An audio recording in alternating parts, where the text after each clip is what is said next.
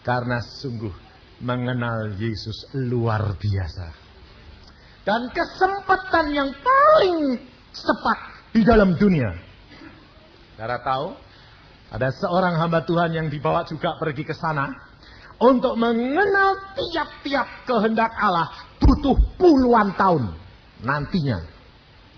Tapi kalau di dalam dunia cepat. Karena apa? Ini saat zaman anugerah. Tapi bagaimana caranya mengenal Yesus? Nah ini masalahnya. Ya enggak? Kepengen enggak? Pengen enggak? Pengen kenal Yesus? Perhatiin Bapak tadi. Ya kenal Yesus melalui apa? Digebuki. Sekarang tak tanya, kepengen? Enggak berani. Saudara tahu, saudara mengenal Yesus harus mengalami peristiwa. Masalah. Kalau engkau tidak punya masalah, tidak bakal kenal Yesus. Betul enggak? Lah ya kok takut?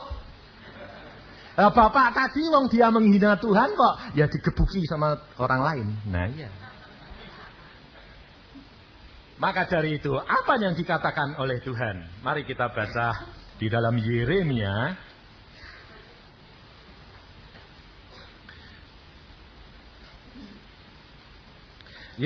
pasal yang ke-9 ayat 24.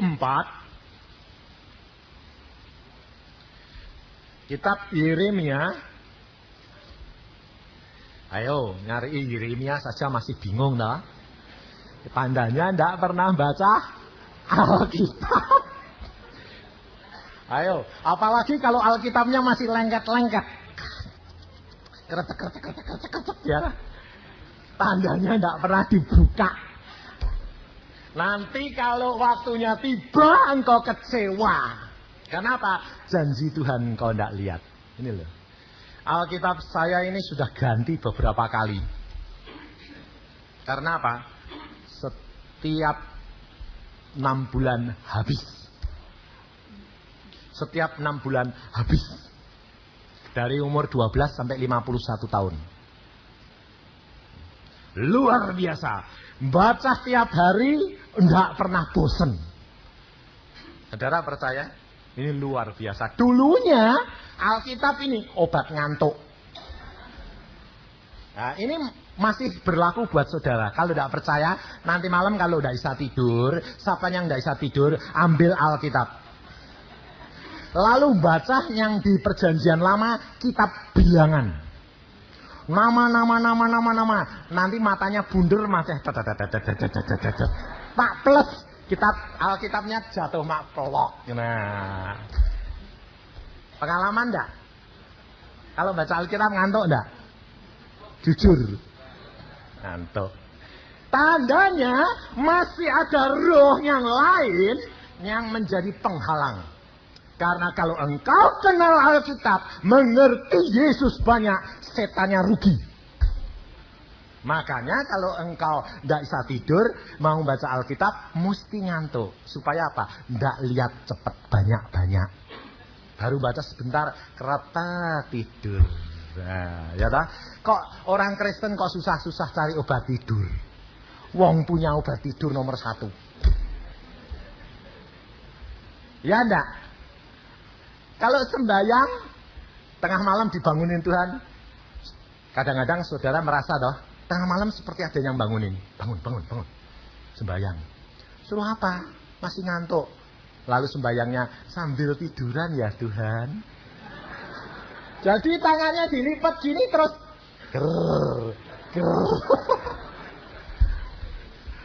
Oh, ini saya bilang gitu kenapa? Pengalaman. Dulu saya ya begitu.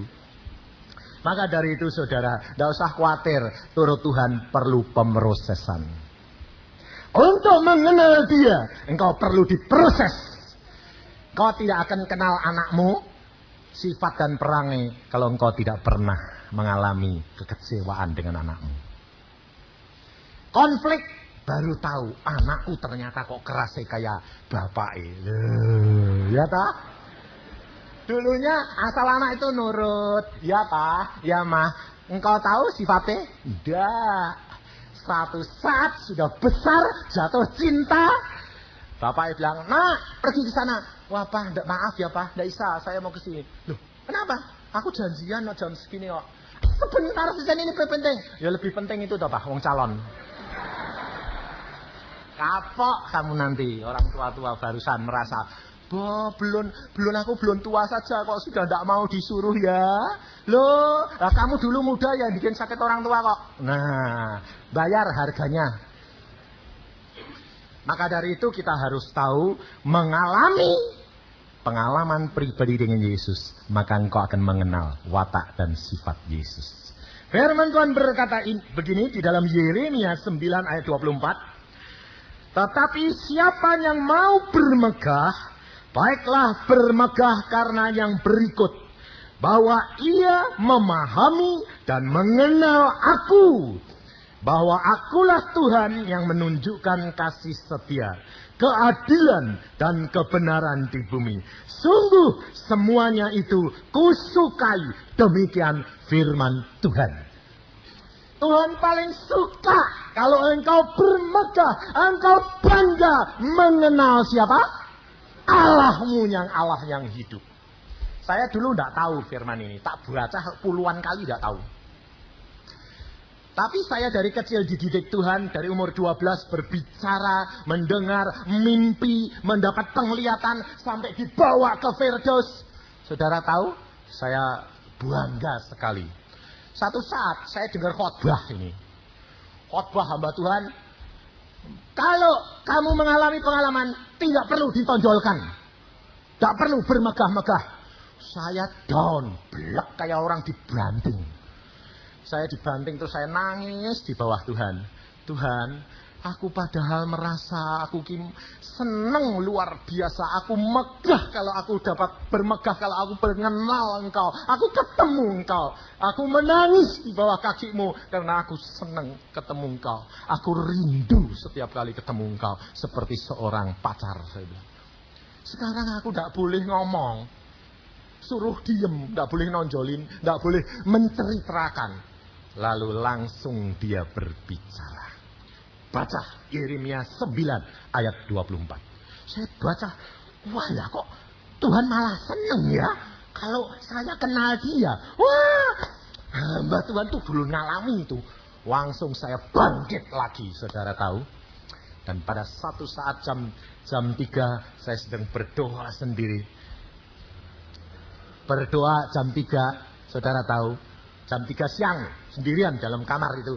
Saya leleh-leleh gini, saya tiduran, saya bilang, Tuhan Engkau kok baik ya.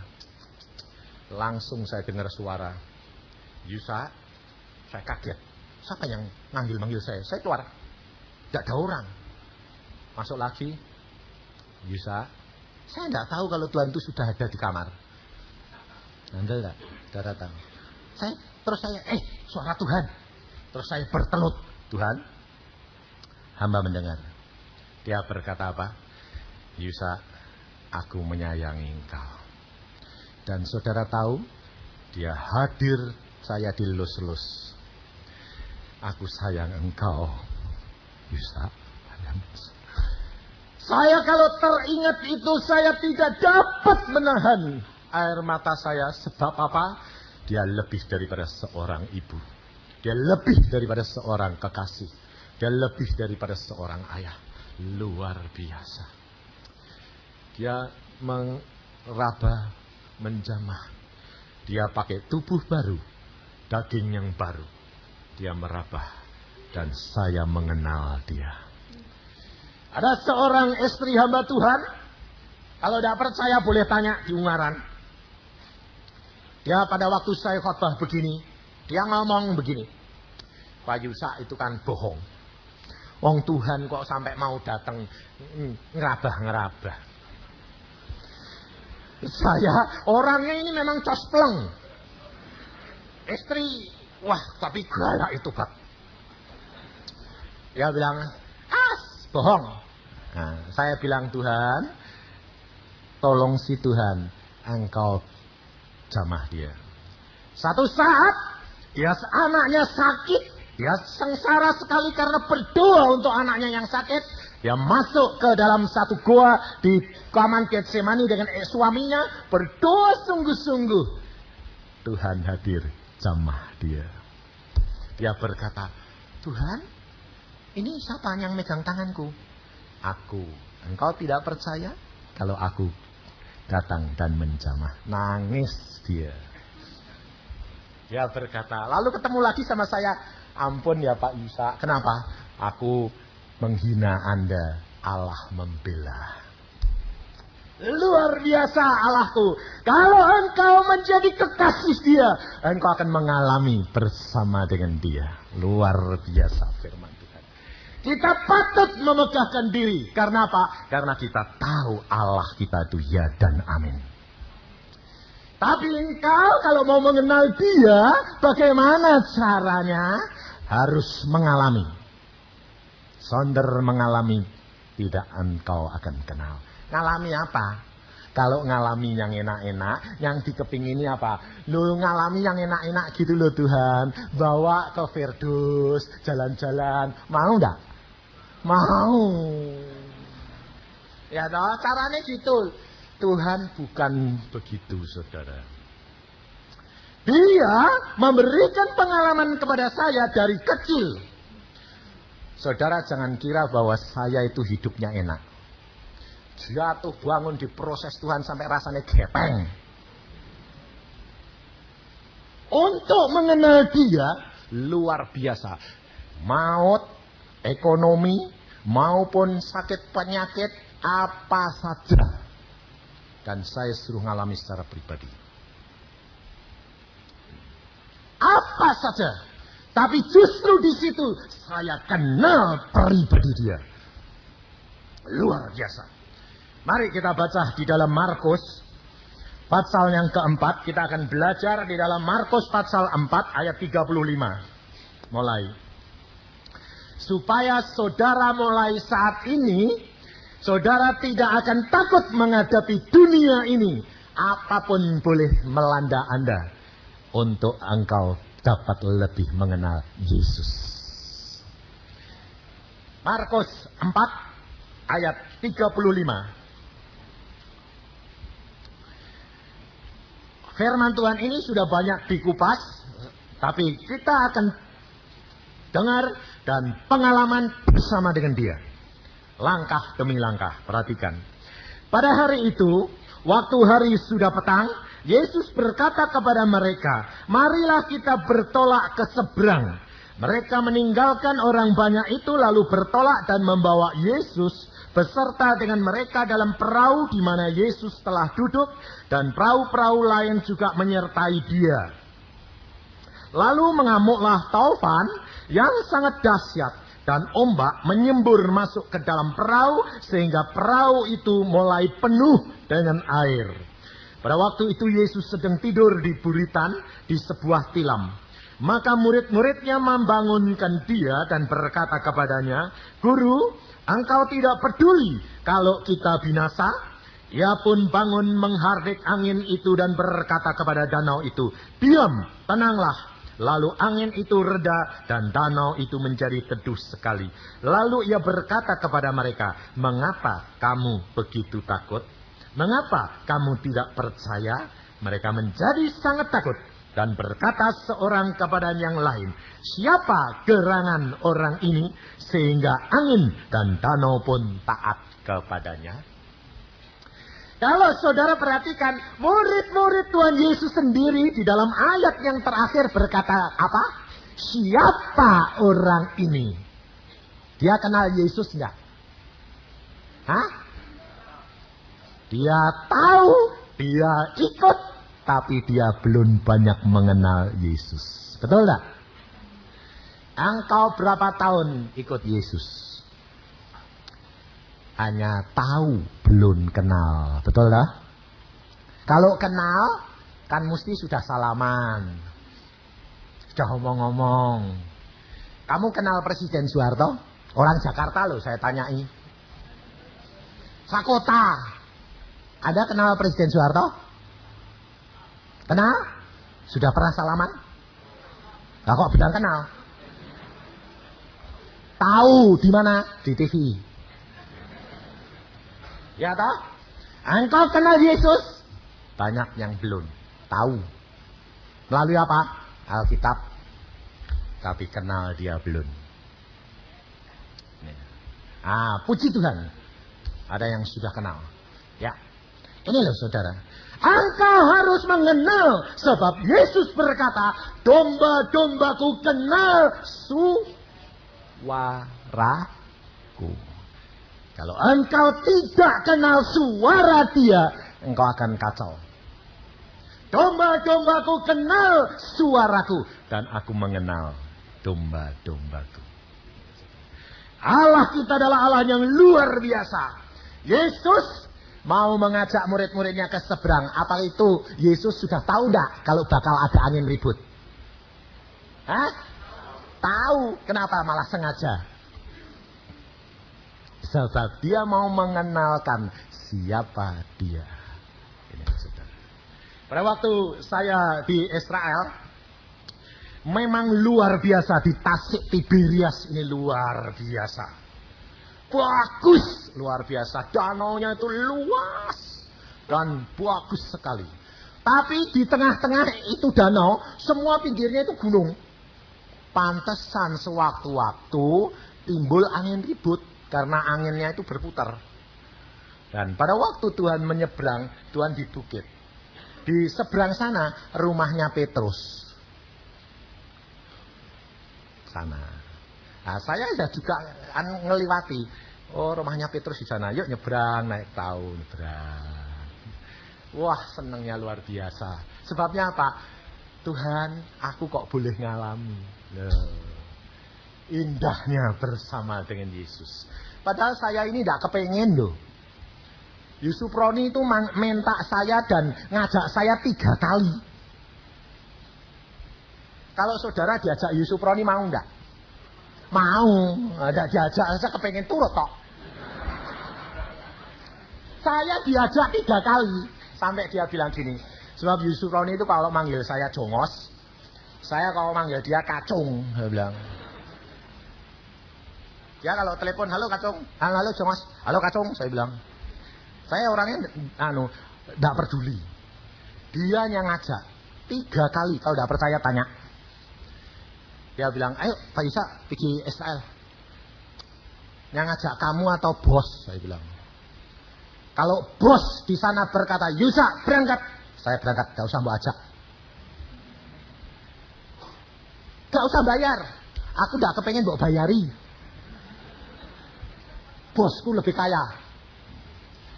Orang kok seperti kamu. Kenapa? Kalau gak diperintah dari atas kok gak mau. Ya, saya bilang. Saya bergantung sama dia, bukan bergantung sama manusia.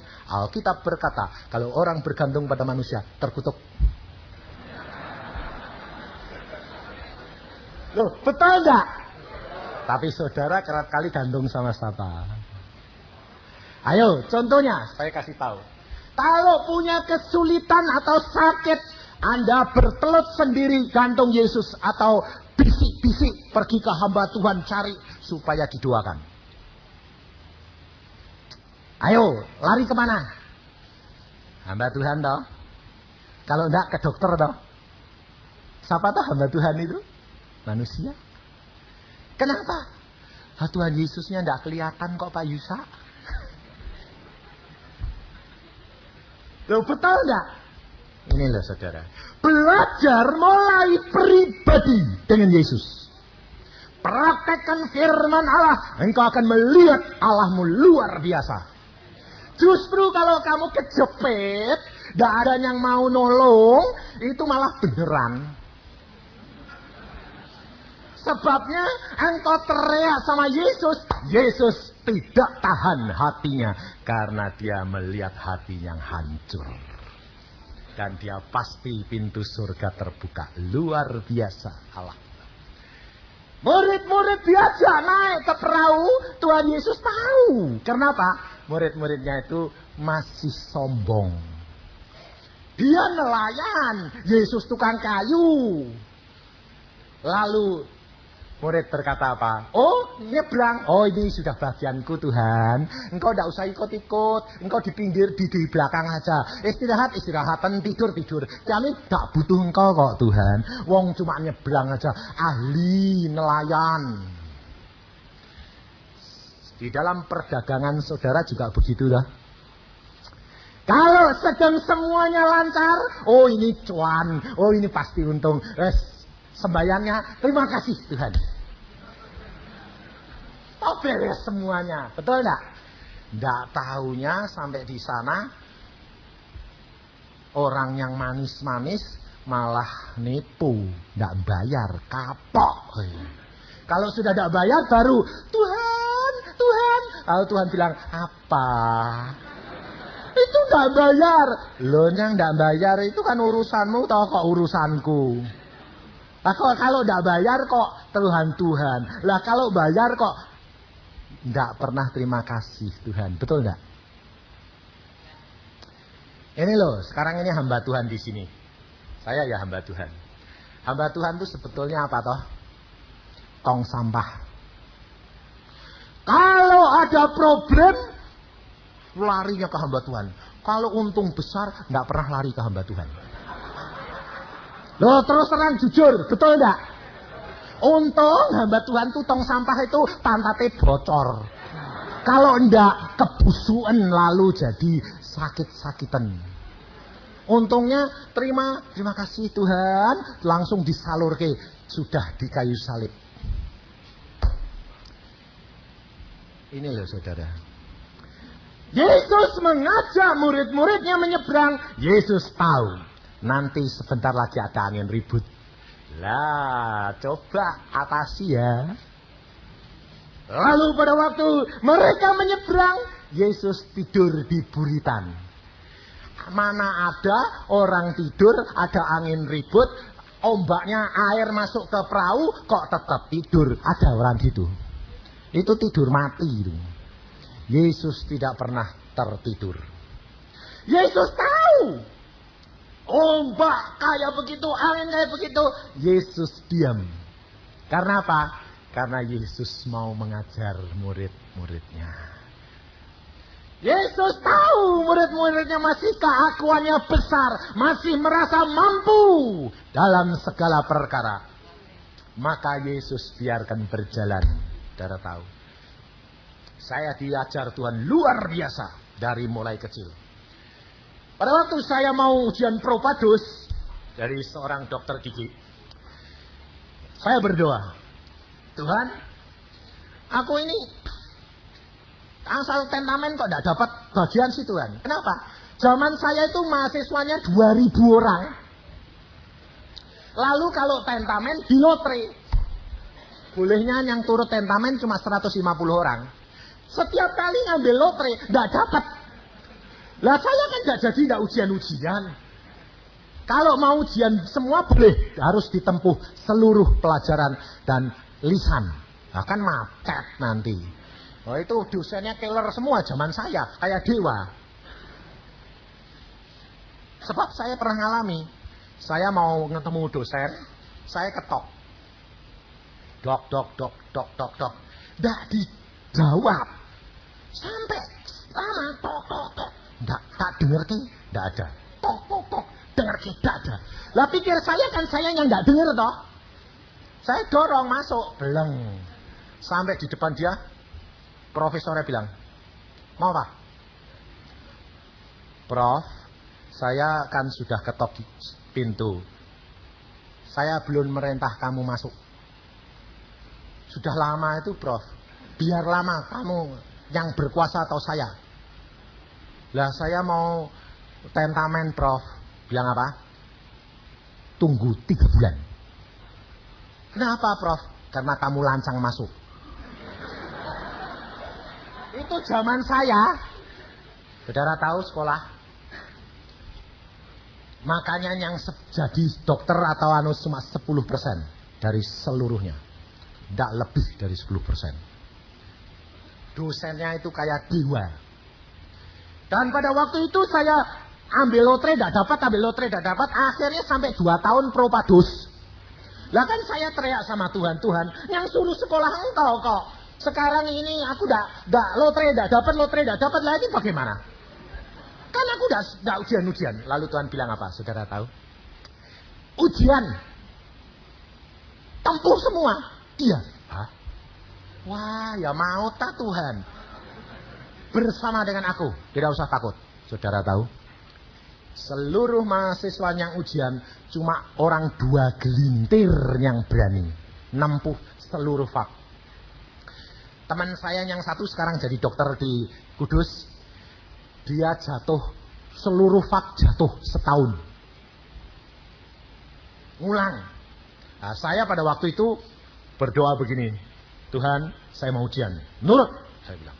Tuhan bilang, ya. Lalu saudara tahu?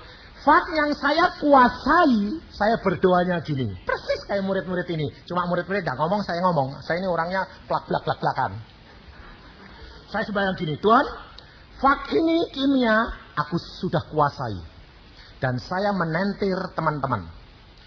Dalam hal ini, engkau gak usah ikut-ikut, gak apa-apa. Loh itu betul saya alami gitu. Nanti yang lain tolong ya Tuhan, yang ini enggak usah. Saya sudah bisa. Saudara tahu? Mau berangkat ujian, saya berdoa. Bertelut dulu. Tuhan bilang apa? Belum nama saya pada waktu itu belum Yusa. Chongsin? Dia bilang. Karena Chong itu kuat, Sin itu percaya. Loh. Lumayan loh nama saya. Kuat dalam percaya. Dan pada saat itu dia bilang, Chongsin, engkau sombong. Engkau tidak bakal lulus untuk fak ini. Saya bilang, tidak bisa dong Tuhan. Asal engkau tidak ikut-ikut. Janji. Tuhan bilang, aku berkata engkau tidak lulus. Saudara tahu? Saya berkata, asal engkau tidak ikut-ikut, pasti saya lulus. Habis. Soal itu bukunya tebelnya segini, ini apal semua. Pertanyaan 2.500 pertanyaan apal semua. Dosennya mau tanya paling-paling berapa? Saya pada waktu itu maju dengan hati yang besar. Tuhan, meskipun Tuhan ngomong gitu, saya belum percaya. Saudara tahu, diproses Tuhan. Masuk dulu. Ya. Kalau orang berani itu kan lain toh, enggak gini tapi ya. Tanya sama dosennya. Apa ini? Oh, gampang, saya bilang. Langsung saya tahu, oh jawabannya halaman segini. Saudara tahu, mau jawab lidah ini kaku. Loh, lidah ini kaku. Di sini tahu, tapi ini tidak bisa jawab. Dosennya bilang, ambil kertas, tulis. Saya ambil pikir saya, kaku ya, nulis bisa toh. Saya tulis. Tangan, gerak. Waduh, jadi seperti ini tuh kena lem. Waduh. Langsung dosennya bilang apa? Ini opahnya mahasiswa kalau tidur terlalu malam. Langsung pada saat itu saya diberi apa? Telur. Air mata saya turun. Nangis saya. Di luar teman-teman bilang, bagaimana? Kok nangis? Aku tahu tanyaannya. Aku tahu jawabannya. Tidak bisa jawab. Kenapa? Lidahku kaku. Nulis, tanganku kaku. Kenapa gitu? Dihukum. Saudara. Engkau kalau tidak mengalami kuasa Allah yang nyata, engkau tidak akan mengasihi Dia luar biasa. Saya punya pengalaman tuh aneh-aneh, antik-antik. Tapi bandelnya saya luar biasa sama Tuhan. Tak jawab bantah-bantahan terus. Lalu yang kedua, saya sudah mulai takut toh. Mulai khawatir, saya bilang, Tuhan, aku mau ujian fisika. Tolong ya Tuhan. Tuhan bilang apa? Tidak lulus lagi. Loh Tuhan, aku sudah tidak mau sombong. engkau belum jera, masih sombong. Jangan si Tuhan, tidak lulus. Tetap tidak lulus. 2 fak sudah, padahal faknya 9. Jatuh 2 berarti sudah 1 bulan. Jatuh 3 bulan, jatuh 4 6 bulan, jatuh 5 9 bulan, jatuh 6 setahun. Pada waktu itu saya sudah bingung luar biasa. Baik, mulai ini aku sertai. Tapi aku udah mau jatuh setahun. Kalau setahun saya tidak lulus, saya keluar. Saya bilang, saya tidak mau sekolah. Saudara tahu, saya mengalami seperti Abraham. Tuhan berkata apa? Tidak jatuh setahun. 9 bulan ya tidak mau. Tuhan bilang, tidak 9 bulan. Nah, karena saya tahu bahwa hati dia sudah, omongnya itu jelas. Omongnya itu kalau saudara ketemu seorang ngomong marah, seneng sama tawar, tahu toh nadanya, tahu toh. Lah ini saya kenal nada dia itu sayang. Aduh, 6 bulan ya tidak mau. Terus dia bilang, enggak 6 bulan. Sekali lagi ya Tuhan. Sekali tok wae. Apa? 3 bulan ya enggak mau ya Tuhan. Tak rayu saat itu. Dia bilang apa? Ya, kamu jatuh 1 bulan. Hanya 2 fak itu. Yang lainnya kamu lulus. Padahal fak yang 7 itu belum saya kuasai. Belajarnya belum habis. Tapi karena dia sudah berjanji, saya tidak pernah bimbang. Karena dia tidak pernah bohong. Maka pada waktu saya maju ujian, modeling, jadi lisan, pada dosen insinyur Gembong namanya, Gembong. Wah galak itu Bapak. Dan diadu, zaman saya itu ujiannya diadu. Orang kedokteran umum 1, kedokteran gigi 1, pertanian 1, dokter hewan 1. Yang lulus cuma 1. Caranya itu diadu orang 4 fakultas.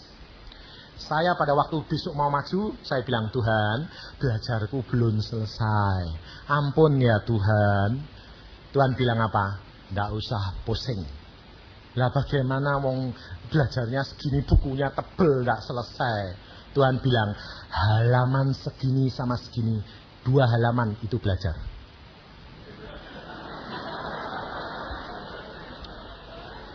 Tapi waktu saya buka, berdebar hati saya. Kenapa? Halaman itu selama 10 tahun tidak pernah ditanyakan karena terlalu gampang. Saking gampangnya, sehingga mahasiswa tidak pernah dibelajar. Karena apa? Itu terlalu gampang. Selama 10 tahun ujian tidak pernah keluar. Lah saya suruh belajar itu. Saya nurut, tak apalin sungguh. Besok ketemu mahasiswa teman-teman toh, kalau mau ujian kan kumpul-kumpul tentir lagi. Saudara tahu, muka saya pucat luar biasa. Setiap orang yang keluar saya tanya, kamu ditanya apa? Tanya ini. Lah aku udah bisa semua. Terus dijak tentir tidak bisa.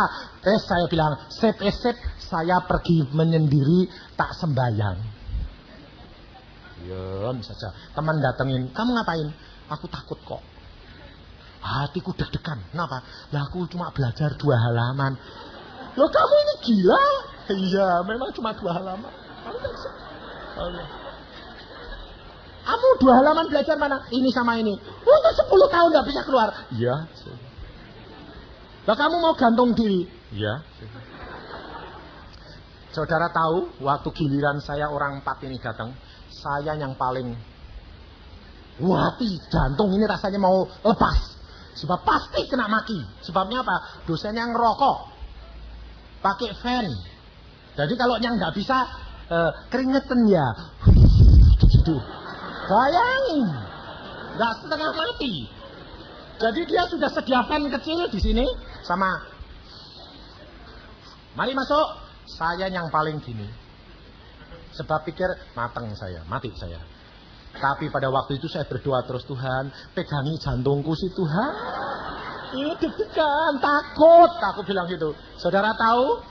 Demikian saya melangkah pintu dia. Jantung saya dipegang Allah. Gelek. Rasanya itu mantap. Berhenti. Yakin. Iman itu turun. Gelek. Dan Tuhan berkata, engkau berjalan dengan aku. Tidak usah takut. Saya mantapnya luar biasa. Saya duduk. Gelek. Enggak gini. Tapi ya gini. Waktu itu terus dosennya bilang apa gini. Saya tahu mahasiswa yang tadi ujian semuanya itu gagal. Saya tahu kamu kelompok orang 4 ini. 4 mahasiswa, 4 fakultas. 10 tahun tidak pernah ada yang belajar halaman ini dan halaman ini. Waktu itu saya ini. Yang lain gini, dulunya lain gini, sekarang gini, saya gini saya. Sebabnya apa? Loh itu yang tadi malam Tuhan ngomong. Saudara tahu? Allah menetapkan.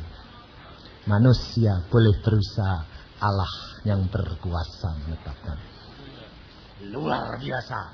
Dan satu demi satu ditanya, tidak ada yang bisa. Satu, tidak ada yang bisa. 10 pertanyaan saya jawab semua.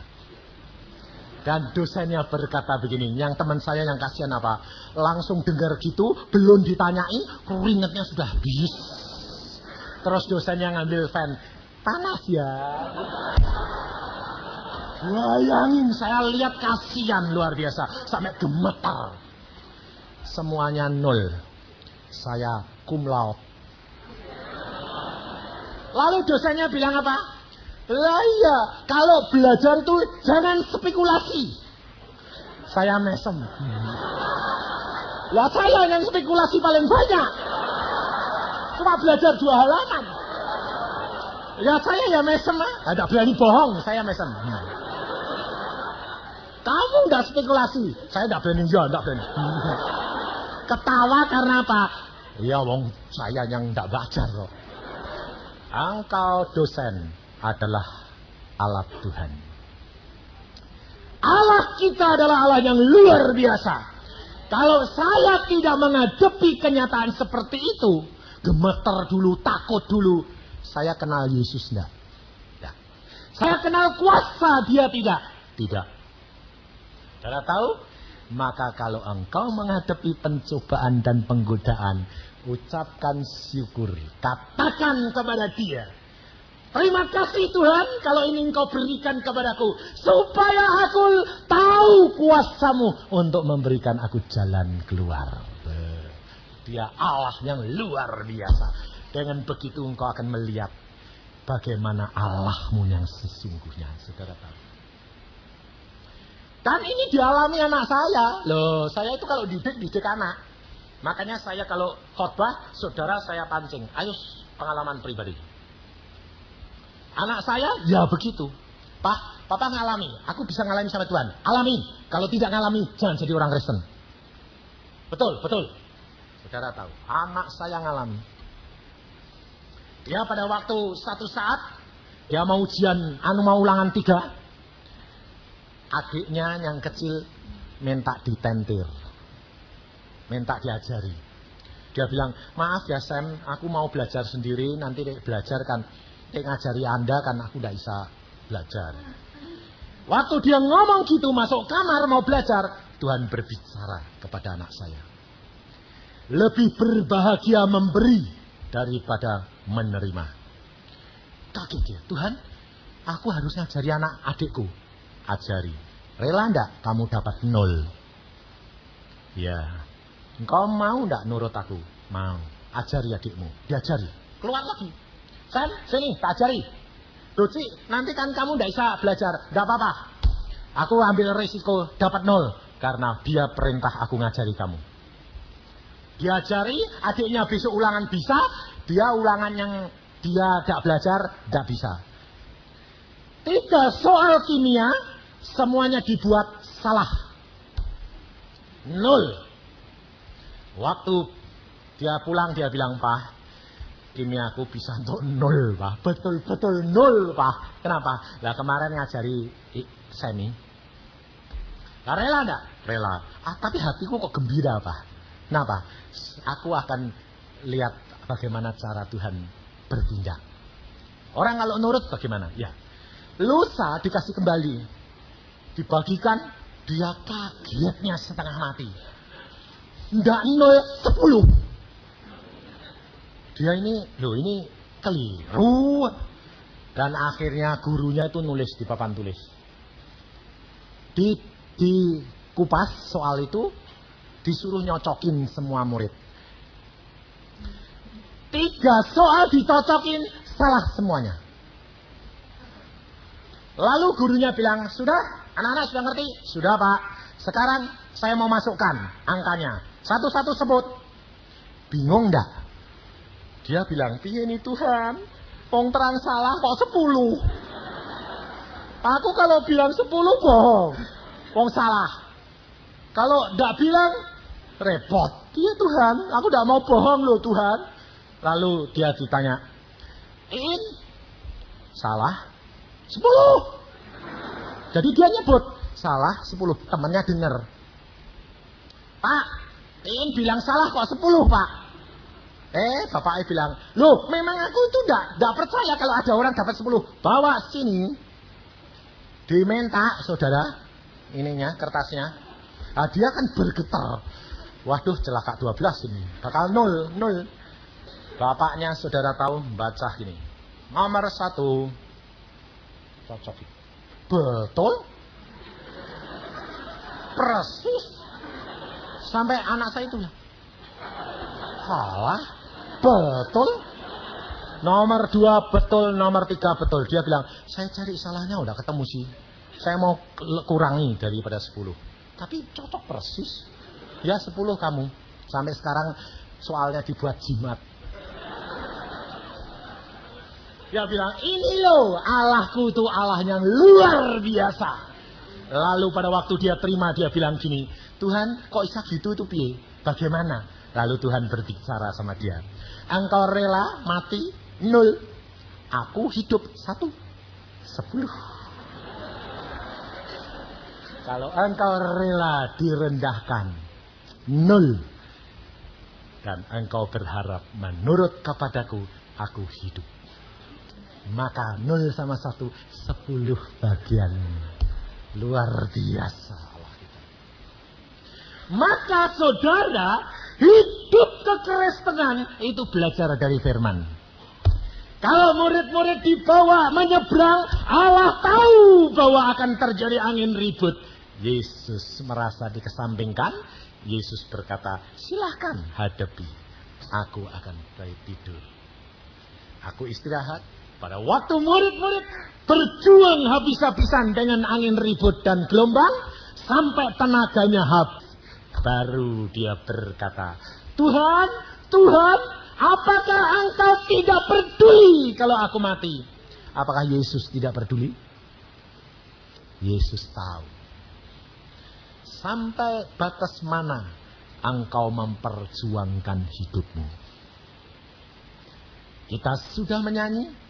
Allah menetapkan langkah-langkah orang yang hidupnya berkenan.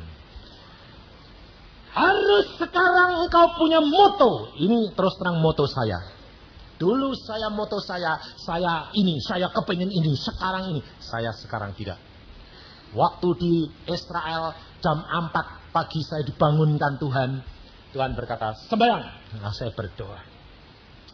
Lalu setelah 4:30 Tuhan berkata, engkau minta apa? Ditanya. Sekarang engkau minta apa Yusak? Saya berkata apa? Tuhan Roh Kudus, engkau yang mengenal kehendak Allahku.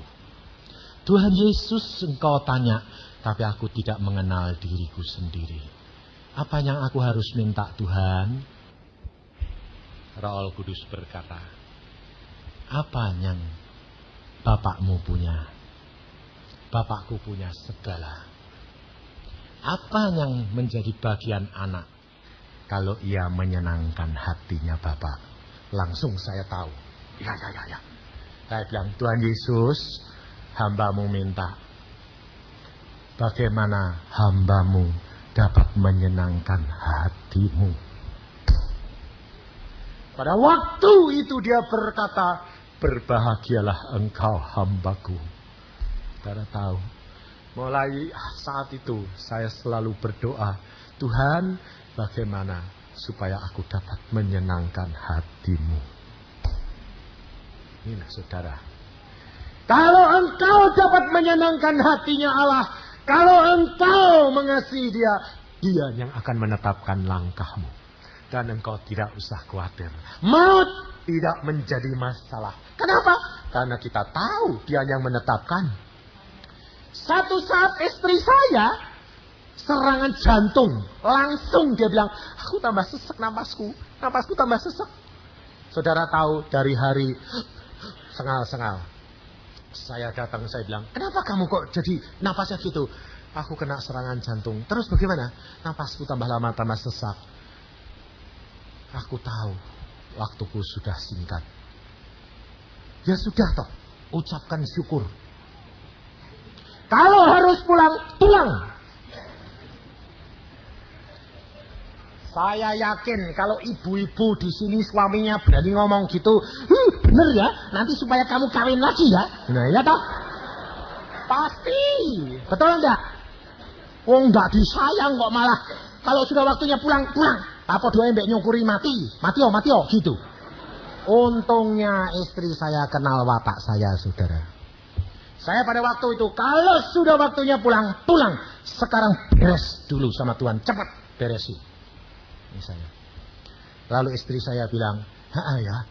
Jadi kalau nanti Tuhan panggil sudah beres ya? Ya, beresin. Terus dia sembayang. Terus habis itu saya masuk ke kamar lain. Saya masuk kamar lain ngapain? Dia tanya mbak Tuhan. Saya bilang, Tuhan, istriku kok serangan jantung itu sudah waktunya pulang. Kalau sudah waktunya pulang ya silahkan bawa. Cuma bagaimana sih Tuhan itu? Lalu Tuhan berkata apa? Kemarin dulu itu aku ngomong apa? Giginya istri saya itu pada sakit. Saya bilang, cabuti wae. Ganti gigi palsu, jadi tidak usah sakit. Lalu Tuhan ngomong sama saya, jangan kamu cabuti. Dia terlalu peka, tidak bisa pakai gigi palsu. Biar dirawat, masih kuat 5 tahun. Oh iya, Tuhan kemarin kau bilang, iya, aku kan ngomong masih kuat giginya, aja kuat 5 tahun. Apa jantungnya sekarang berhenti? Akan tidak konsekuen Tuhan. Oh iya ya, terima kasih. Terus saya masuk kamar lagi. Dia belum selesai sembahyang. Ucapkan syukur, gigimu masih kuat 5 tahun. Kamu tidak mau mati, mau sembuh. Amin. Dia buka mata. Sembuh. Tidak apa-apa. Ya, ucapkan syukur. Ya. Langsung saudara tahu dia bilang, terima kasih Tuhan. Kalau engkau masih tambahi aku dan tidak ambil pulang sekarang. Sembuh saat itu sampai sekarang tidak ada apa-apa. Percaya enggak? Engkau kalau tidak mengalami sendiri, engkau tidak akan melihat kuasa Allahmu. Jadi kalau ngalami maut itu jangan pusing. Malah takut, malah gemeter, malah kebingungan. Itu namanya bukan orang percaya. Saudara tahu. Firman Allah berkata, di mana imanmu? Di mana percayamu? Pada waktu murid-murid dia mengalami itu, dia grogi, dia tanya, Tuhan, engkau tidak pedulikan aku? Yesus berkata, di mana imanmu? Jadi, kalau saudara mengalami pencobaan, mengalami problema, firman Tuhan, ucapkan syukur. Jadi, orang Kristen itu harusnya dianggap orang dunia orang gila. Sakit ngucap syukur, masalah ngucap syukur, lah orang sinting. Betul tak? Katakan, memang aku gila dengan Tuhan. Gila dengan Tuhan itu sehat. Sebabnya apa? Daripada tergila-gila sama wanita. Kan lumayan tergila-gila dengan Tuhan. Betul tak? Makanya itu, engkau perhatikan. Istri saya itu dulu segala sesuatu bergantung kepada saya. Segala-gala, pokoknya aku tidak tahu, pokoknya tahunya suami. Satu saat Tuhan berkata, engkau istri tidak boleh bergantung dengan suamimu. Kalau engkau mengasihi aku, suamimu milikmu. Kalau engkau tidak mengasihi aku, suamimu bisa lari. Dan itu kenyataan, saudara. Pada waktu dia bergantung kepada saya malah kepingin, mata saya malah kepingin orang lain. Sampai saya bilang, loh, mata saya sekarang kok ketarik sama perempuan lain. Saya bilang sama dia, kenapa kamu gitu? Aku nanti kamu tinggalkan. Nggak tahu tuh, kepengen sana.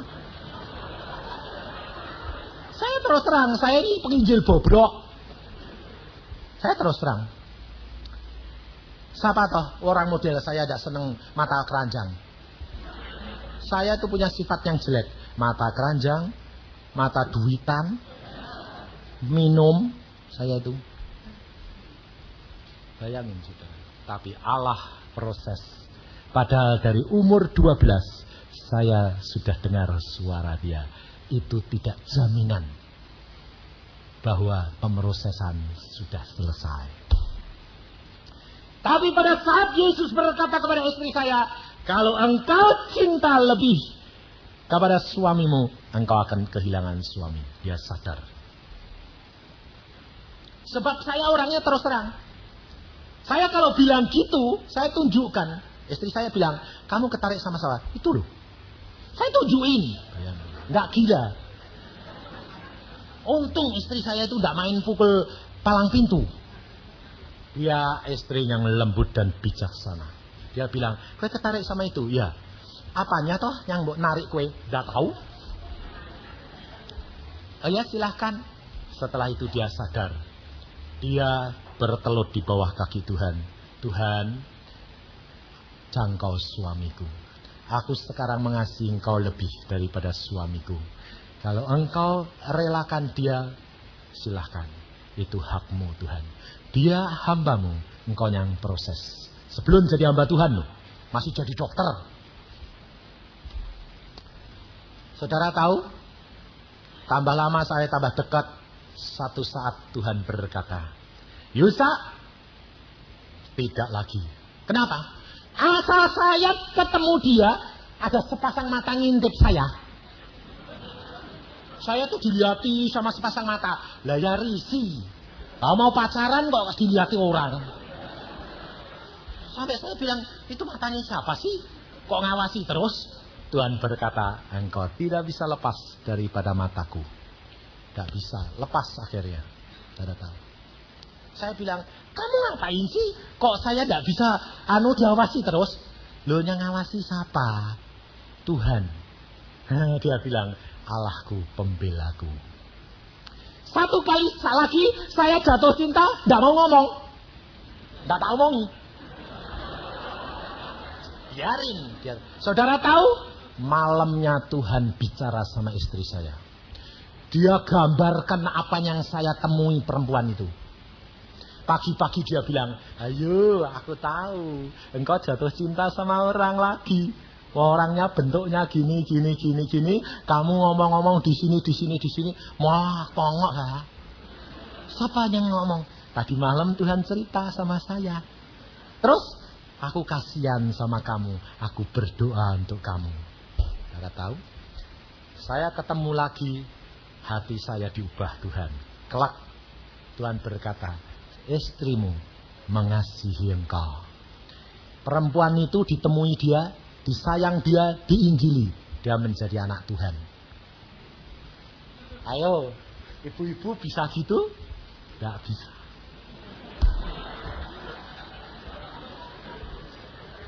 Itu namanya kasih.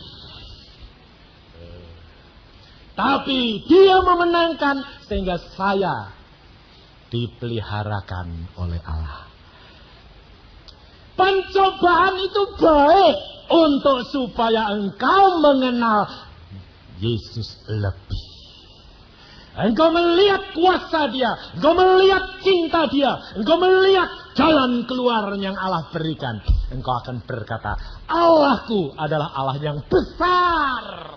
Siapa yang boleh melawan aku kalau Allah beserta dengan aku? Jadi engkau tidak usah takut, saudara.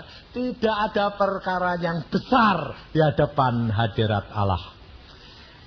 Angin ribut, Allah cuma berkata apa? Diam. Semuanya berhenti. Lalu murid-murid, siapa dia? Nah, kamu tahu? Yesus itu siapa? Kalau engkau tidak mengalami angin ribut, engkau tidak kenal pribadi dia. Maka dari itu, saudara, apa yang engkau takutkan? Apa yang engkau khawatirkan? Allahmu sudah tahu apa kebutuhanmu. Tidak ada barang yang mustahil bagi dia. Apapun dia sanggup melakukan. Karena Allah kita adalah Allah yang luar biasa. Saya akan tutup dengan satu kesaksian pengalaman saya dengan anak saya perempuan. Pada waktu kita pulang dari Australia, jalan-jalan loh, sama satu keluarga. Lalu pulang, dia sudah tes masuk fakultas 2 tahun yang lalu. Tidak diterima. Waktu tidak diterima, uang kita sudah habis buat jalan-jalan. Sebab pikir saya diterima, oh dia cukup pinter.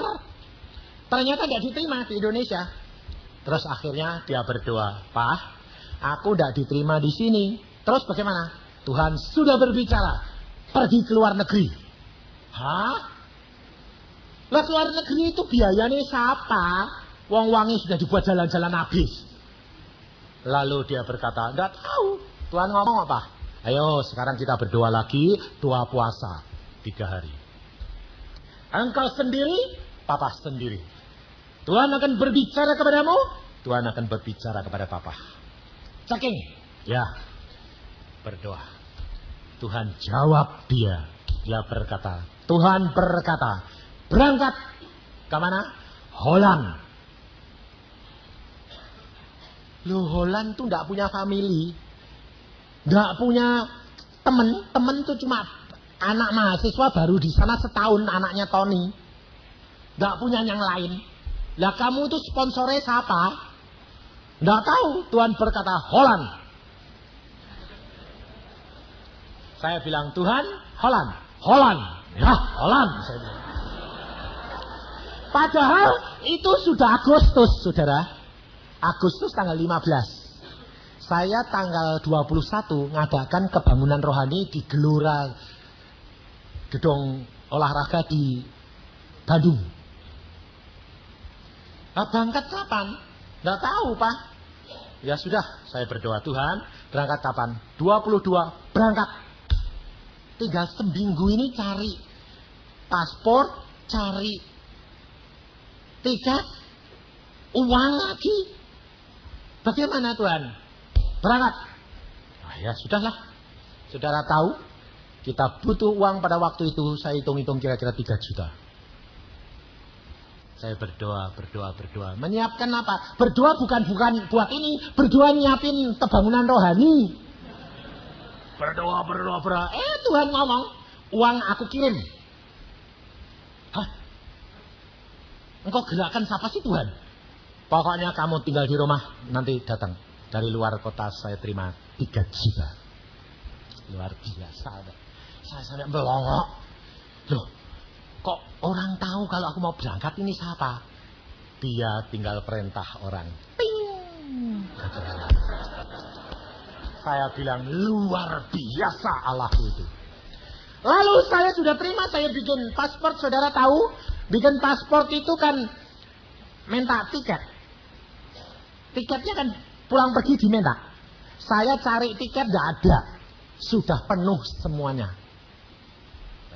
Saya pergi ke kedutaan, wakil kedutaan Belanda di Bandung. Pak, saya mau ke Holland. Ngapain? Sama anak saya. Kalau bilang sekolah ditanyai, mana surat sponsor, mana les bahasanya, dia bahasa Belanda sekecap gak bisa. Mau belum pernah les. Bayangin saudara. Lah saya bilang, Pak mau ke sana, mau ngapain? Orientasi. Gak bohong toh? Melihat sana saya. Oh ya, ternyata wakilnya duta itu kenal saya. Pak Yusa, mau berangkat ya? Lah mana tiketnya? Belum dapat. Wah, sebetulnya nggak boleh Pak. Tapi saya kenal Pak Yusa. Nah terus, nanti saya yang ngurus. Kalau Bapak tiket tidak dapat, saya akan usahakan melalui kedutaan. Aneh. Jadi paspornya keluar. Dalam waktu 4 hari keluar. Nah setelah keluar, saya ini cari tiket. Saya pergi ke travel.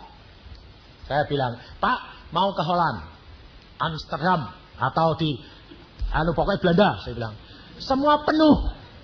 Tidak ada.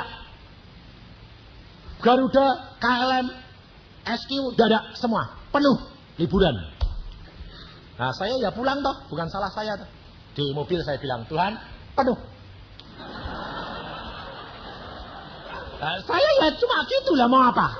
Wong travel bilang penuh. Penuh. Tuhan ngomong, balik. Loh penuh kok balik? Balik. Ya saya balik lagi naik mobil. Muncul lagi di direkturnya itu. Direkturnya masih ada. Dan direkturnya orang Kristen, tapi nakal. Karena tidak bayar utang saya. Nah terus saya bilang, balik, Tuhan suruh ngomong apa? Katakan kepada direkturnya. Mana direkturnya? Ini. Ada. Nah saya ya bilang, Pak, saya butuh 2 tiket. Kemana? Holland. Loh tadi kan Bapak sudah datang toh? Iya. Bapakku. Lah ya memang bapakku di surga kok. Dia pikir presiden. Dia bilang, oh presiden. Bukan. Mulai dia melotot. Bukan. Siapa? Bapakku. Bapak siapa? Yang di surga. Oh. Pikirnya saya orang gila. Saudara tahu. Ternyata dia orang Kristen loh saudara. Anggota Cibunut DKI. Saya berkata, Pak, Allahku berkata ada. Tapi saya yang anggota, saya yang tahu jadwalnya tidak ada. Ada. Loh, Bapak yang ngurus atau saya? Saya bilang, saya yang mau beli, Anda yang ngurus. Ada. Allahku berkata ada. Dia berkata, tidak ada. Gini saja sudah Pak, daripada ribut, saya bilang. Bapak introkal ke Jakarta, pesawatnya SQ, Singapore Airlines. Saudara tahu? Sampai Tuhan ngomong sama saya jelas. Pesawatnya SQ. Bapak introkal ke Jakarta. Kalau tidak ada, ongkosnya saya bayar. Tapi kalau ada, Anda bayar. Oh baik. Saudara tahu? Dia introkal besok pagi jam 9 saya langsung dapat dari SQ Jakarta, langsung dari Singapura. Pak Cipto? Ya, ada 2 tiket Pak atas nama Bapak dikirim dari Singapura Airlines. Hanya ada 2 tempat persis untuk Bapak dan anak Bapak. Luar biasa enggak Allah kita. Lalu saya datang ke travel, saya bilang, ada. Mana? Saya tadi introkal. Tiketnya sudah ada. Ambil, ada. Saya habis kebangunan rohani, besok saya terbang ke Holland. Sampai di sana saudara tahu, saya itu orang dokter gigi, tapi tidak bisa bahasa Belanda. Nah, saudara tidak percaya, tidak apa-apa. Tapi saya tidak bisa. Istri saya pinter. Istri saya suruh nganter anak saya, tidak mau. Takut.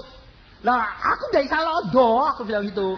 Anakmu tidak bisa londo. Lah nanti sana itu kan kayak kera ditulup, saya bilang gini-gini. Mau ngomong apa? Oh tidak bisa Belanda, saya bilang. Ya Inggris toh. Aku Inggris itu kayak pelentang-pelentong, tidak bisa kok, saya bilang. Langsung saudara tahu di pesawat setelah turun kita berdoa. Anak saya bilang, Pak, itu paspornya kok satu-satu Pak. Diperiksanya kan satu-satu.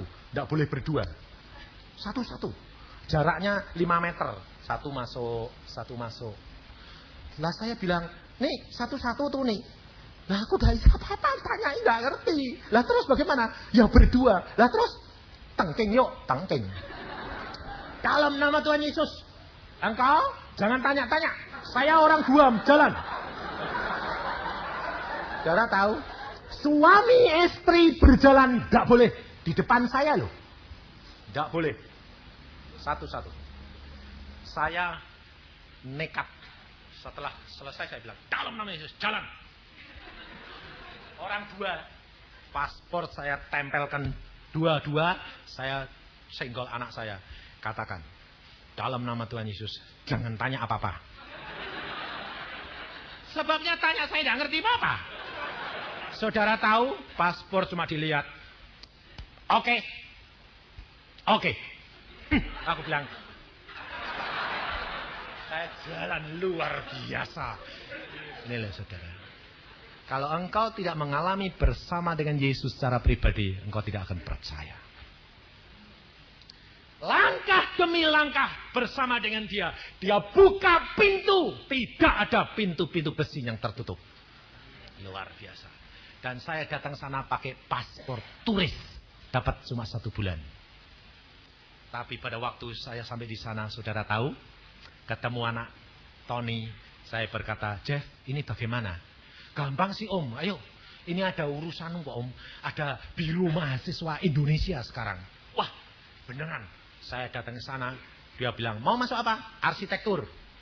TH, oke. Kamu ke polisi. Saya ke polisi. Ada Isa Belanda. Ngajak teman. Tolong toh omongin.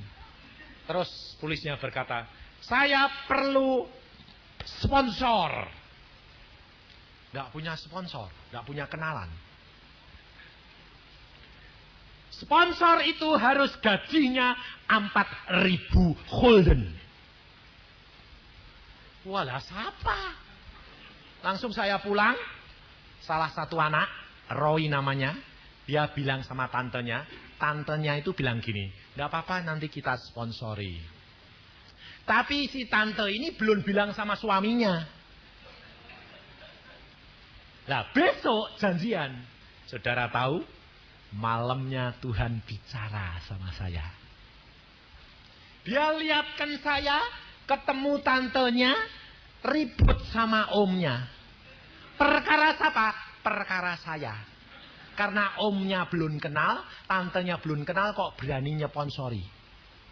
Jadi si suami ini marah sama istri. Saya malam-malam ditunjuki Tuhan, lalu saya bangun. Loh tadi saya lihat itu kan om sama tantenya, katanya om sama tantenya Roy. Ya. Loh kenapa Tuhan kok ribut perkara saya? Dia belum kenal engkau dan dia tidak mau nyponsori. Langsung pagi-pagi saya bilang sama Roy. Roy. Batalkan sponsor ommu.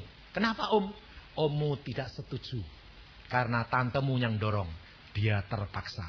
Batal. Loh om, lah kalau batal nanti sponsornya siapa? Allahku sudah berbicara. Aku sudah sediakan seorang sponsor yang kamu belum ketemu. Saudara tahu?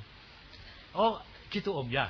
Langsung Roy telepon ke kota omnya. Om, tante, Pak Om Yusa tidak mau disponsori. Kenapa?